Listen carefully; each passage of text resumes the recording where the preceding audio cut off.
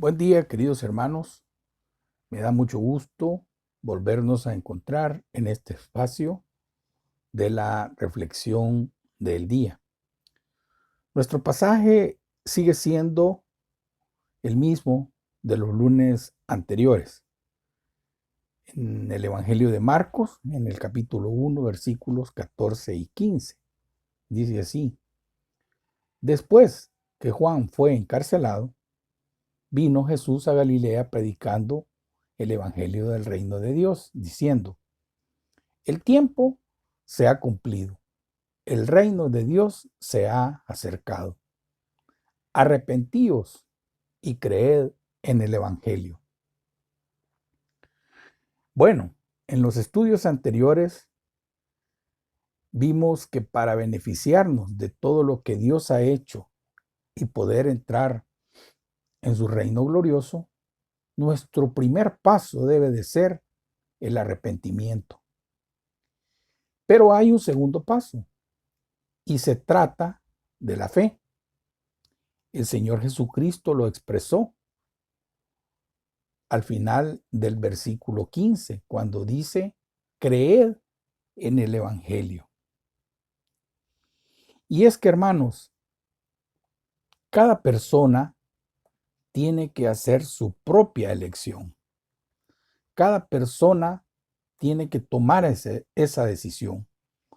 Por lo que es importante aclarar todo esto, porque muchos piensan que para ser cristianos o cristianas no tienen que tomar una decisión personal.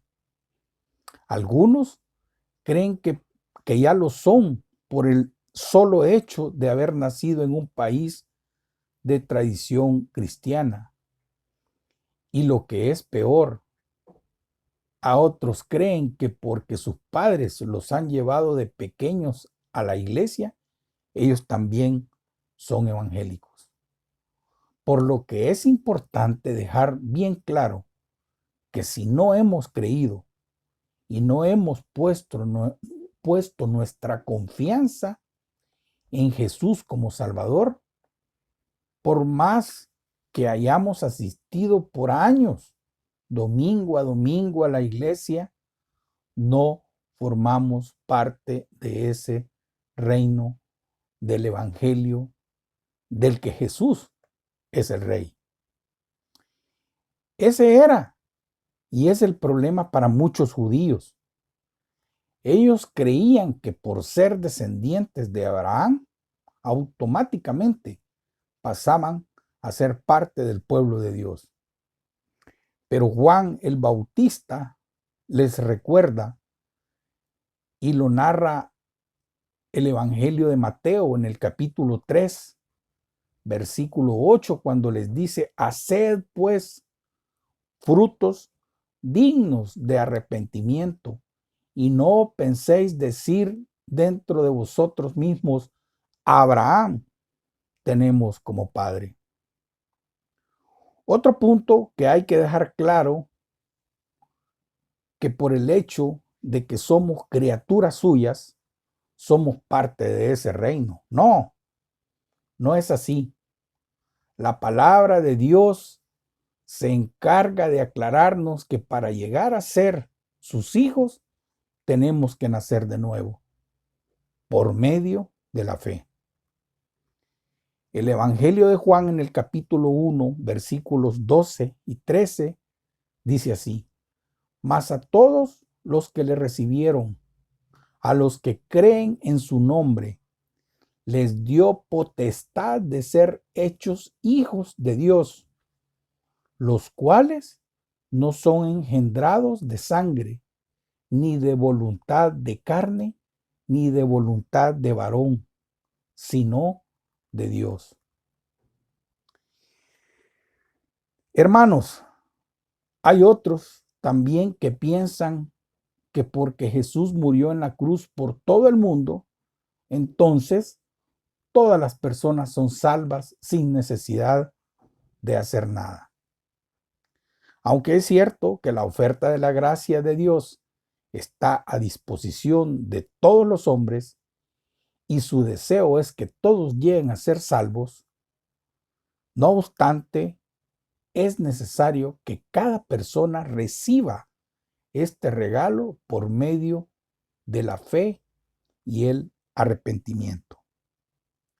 El Señor Jesucristo espera una respuesta de cada uno de nosotros, que debe consistir en el arrepentimiento y la fe.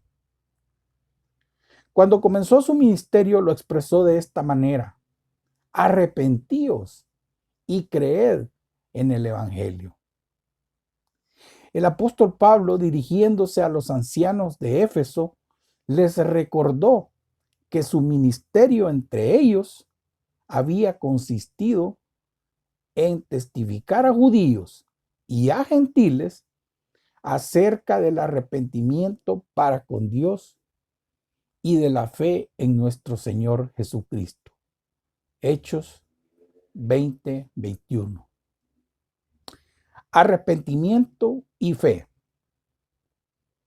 Ambas cosas tienen que ir juntas, porque no servirá un arrepentimiento que no nos lleve a creer en Dios, ni tampoco nos ayudará a creer en Dios sin arrepentirnos de nuestros pecados.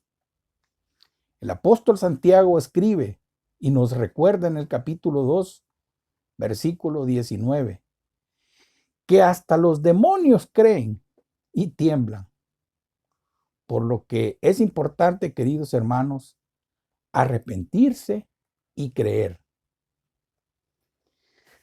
Ahora bien, es importante aclarar este concepto a la luz de la Biblia, porque hoy en día hay muchas cosas que pasan por fe, pero en realidad no lo son. ¿Qué es la fe entonces? De manera práctica, es la confianza puesta en Dios. Es una confianza práctica en Dios. Podríamos definir la fe como la confianza en alguien a quien consideramos superior a nosotros mismos. Por lo tanto, cuando decimos que tenemos fe en Dios, estamos diciendo que Él es mayor que nosotros, que lo necesitamos, que dependemos de Él y que confiamos en que hará por nosotros lo que necesitamos. Podríamos decir que nuestra fe en Dios sería parecida a la actitud de un hombre ciego que quiere ir a un lugar que no conoce y pide ayuda a alguien que sí puede ver para que le lleve hasta ahí. En el caso de que el ciego ponga su fe en esa otra persona, estaría queriendo decir que cree que puede llevarle a su destino y que además es digna de su confianza, de tal manera que no le llevará a otra parte diferente. Aunque realmente la fe comenzaría cuando el ciego le pidiera su ayuda y comenzaran juntos el camino. Porque la fe auténtica, hermanos, implica una confianza práctica y no teórica. El Señor Jesucristo expresó esa misma verdad de una forma muy sencilla. Él se presentó en una ocasión como el pan vivo que descendió del cielo y afirmó que si alguno comiere de ese pan, vivirá para siempre. Juan capítulo 6, versículo 51.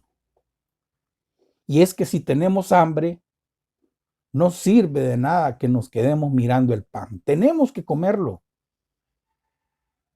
Esto implica una actitud práctica de nuestra parte. Por lo que cuando aceptamos a Cristo por la fe, Él llega a formar parte de nosotros mismos.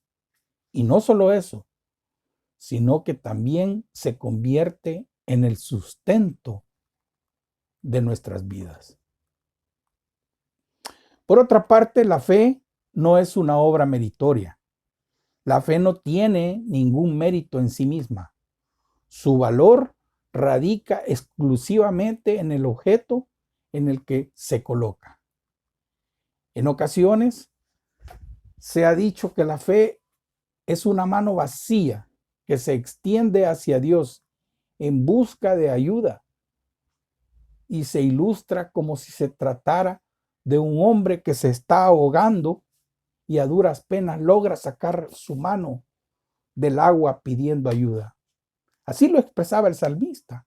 Extendí mis manos, dice, extendí mis manos a ti, mi alma a ti como la tierra sedienta. Salmo 143, 6.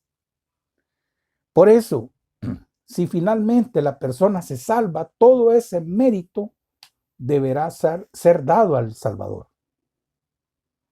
Nadie debe pensar que la salvación está en la mano del hombre pecador que se extiende desesperada buscando ayuda, sino en la mano de Dios, que es quien puede y quiere salvarnos por su gracia. Por lo que es importante aclarar que no hay ningún mérito en la fe, especialmente a aquellas personas religiosas que confunden la fe con el cumplimiento de ciertos ritos, ¿verdad? Entre esos ir a la iglesia. Creemos que por ir a la iglesia domingo a domingo, participar en todos los eventos, y esos solo son eventos durante la semana. Es fácil encontrarse con personas que dicen tener mucha fe, cuando en realidad lo que quieren decir es que practican mucho su religión y participan activamente de todos los ritos y eventos. En ese caso, es fácil que estas personas crean que su fe les otorga algún mérito para salvarse. Pero eso se debe a que no han entendido la verdadera naturaleza de la fe bíblica. Por lo tanto, la fe solo tiene valor si se coloca en Cristo. Todos los seres humanos, sin excepción, somos pecadores y necesitamos un Salvador. La Biblia, la Escritura, nos afirma que la única fe que salva es la fe en Cristo Jesús. El mismo Señor lo afirmó y el Evangelio de Juan capítulo 14, versículo 6 lo registra cuando Jesús expresó: yo soy el camino y la verdad y la vida. Nadie viene al Padre sino por mí. Y sus discípulos lo predicaron de lo mismo. Hicieron lo mismo. Hechos 14, 12. Y en ningún otro hay salvación, porque no hay otro nombre bajo el cielo dado a los hombres en que podamos ser salvos. Querido hermano, querido amigo, si usted me escucha, es importante que tengamos presente estas dos acciones: arrepentimiento y fe. Que el Señor le bendiga.